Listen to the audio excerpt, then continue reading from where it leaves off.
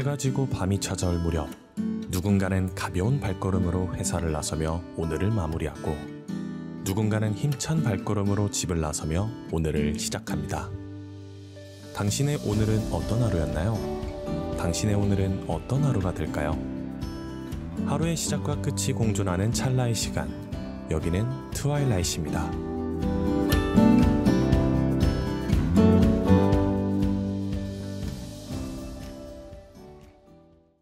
6월 29일, 하루의 시작과 끝이 공존하는 찰나의 시간. 여기는 트와일라이트이고요. 저는 엑스르빗입니다. 오늘도 청취자분께서 보내주신 사연을 시작으로 여러분과 찰나의 시간을 함께 해볼까 하는데요. 오늘은 또 어떤 사연을 보내주셨을지 한번 읽어보겠습니다.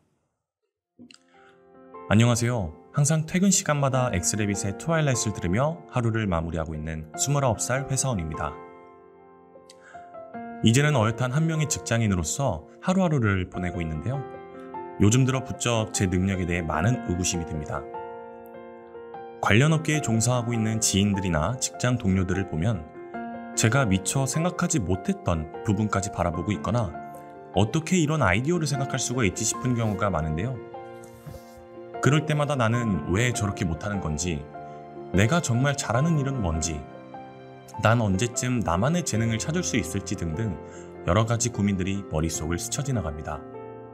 이런 제 복잡한 생각들을 어떻게 정리하면 좋을까요?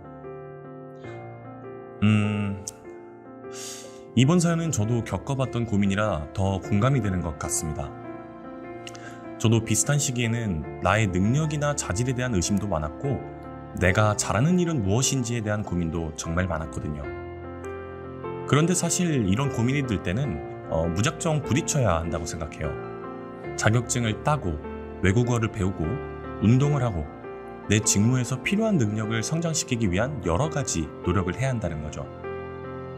물론 이런 고민을 하는 과정에서 성숙해지고 성장하는 것도 사실이지만 정말 내가 이 분야에 있어서 최고가 되기 위해 조금이라도 최선을 다했는가를 자문해보는 건 어떨까요?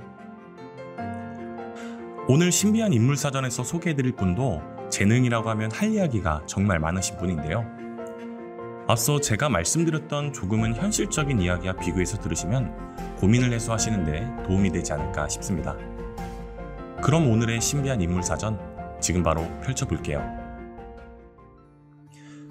누군가는 그를 두고 괴짜라고 말하기도 하고 누군가는 천재라고 말하기도 합니다.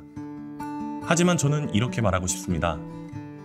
그는 자수성가형 천재라고요. 장승업은 어렸을 적에 부모님을 여의고 고아로 지내면서 이곳저곳을 떠돌아다녔다고 해요. 이때 누구는 한약방에서 아르바이트를 했다고 하고 누구는 길거리에서 그림을 그렸다고 하는데 이런들 어떠하리 저런들 어떠하리 먹고 살려면 뭔들 못했을까요?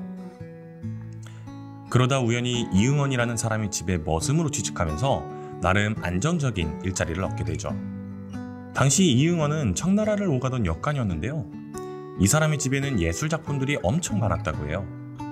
사람들도 여기저기서 구경하러 올 정도였다고 하니 웬만한 진귀한 작품들은 소장하고 있었겠죠. 그런데 여기서 서당계도 3년이면 풍어를 읊는다고 하는데 하루 종일 집안일을 하던 장승업이라고 이 작품들이 눈에 안 익었을까요? 어느 날 장승업은 아무도 없을 때 몰래 붓을 들고 집안에 있던 그림을 따라서 그려봤대요. 하루 종일 빨래하고 심부름하고 장작 패는 일이 전부였으니 피가 끓던 20대 초반에 얼마나 지루했겠어요. 그런데 웬걸 글도 모르고 붓은 더더욱 질 줄 몰랐던 사람이 어마어마한 경지의 그림을 자유자재로 그려내는 거예요. 얼마 지나지 않아 이응원이 집으로 돌아왔을 때 여기저기 먹물이 뿌려져 있는 꼴을 보고 극대노하려던 찰나 장승업이 그린 그림을 보고는 분노가 말끔히 사라지더니 그가 그림에만 전념할 수 있도록 전폭적인 지원을 아끼지 않았다고 하죠. 이후에 장승업은 산수하며 인물하며 모든 분야를 아우르면서 백묘법, 파묵법 등의 여러 가지 화법에도 통달하게 되는데요. 당대 최고의 화가로 추앙받던 김홍도의 단원이라는 호를 의식해서 자기 자신도 오원이라는 호를 지었다고 하니 그림 실력에 대한 자부심이 엄청났다는 걸 간접적이나마 알 수 있는 부분인 것 같습니다. 물론 장승업의 그림을 본 사람들은 하나같이 신이 만든 그림이다, 보배로 여겨야 한다 등 극찬이 끊이지 않았던 것을 보면 마냥 헉풍이 아니기도 했지만요. 장승업은 취명 거사, 즉 술에 취한 채로 살아가는 선비라는 의미의 벼로를 가지고 있을 정도로 술을 엄청 좋아했다고 해요. 한 번은 고종의 명으로 궁중에서 그림을 그리게 된 적이 있었는데 궁 안에서는 술을 마음껏 마실 수 없으니 야반 도주한 적도 여러 번 있었다고 하고요.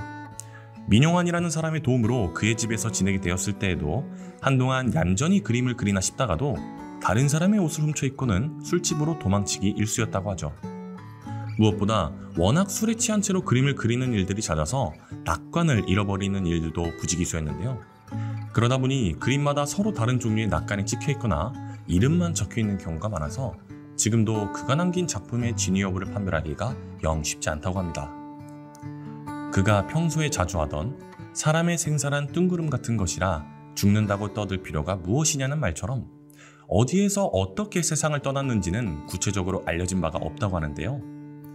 술과 예술, 그리고 정처 없는 방랑으로 이루어진 자유분방한 영혼의 장승업답게 마지막 순간까지 진정한 예술가의 모습을 보여주는 것 같습니다. 지금까지 조선시대의 자수성가형 천재화가 장승업에 대해 소개해드렸는데요. 장승업은 평생을 그림과 거리가 먼 인생을 살았어요. 그러던 중 우연한 계기로 자신이 그림에 재능이 있다는 걸 알게 되었죠. 그렇게 자신만의 화풍을 갈고 닦으면서 40세가 되어서야 비로소 세간의 명성을 떨치게 되었는데요. 부록의 나이가 되어서야 비로소 세상이 그의 재능을 알아보게 된 거죠. 우리 사연자분께서도 지금 가지고 있는 능력이 꽃을 피워가는 과정에 있을 수도 있고 언제 어디서 나의 숨겨진 또 다른 재능을 발견할지도 모르는 거라고 생각해요. 당장은 능력이 없는 것 같아서 걱정될 수 있고 남들보다 뒤처지는 것 같아서 조급할 수도 있어요. 하지만 나의 성장의 기준을 남에게 맞추지 말고 조금은 가볍고 편안한 마음으로 여유를 가져보시는 건 어떨까요? 사연자분과 비슷한 고민을 갖고 계신 청취자분들 또한 오늘의 이야기가 앞으로 내딛는 한 걸음에 조금이나마 도움이 되었으면 좋겠습니다.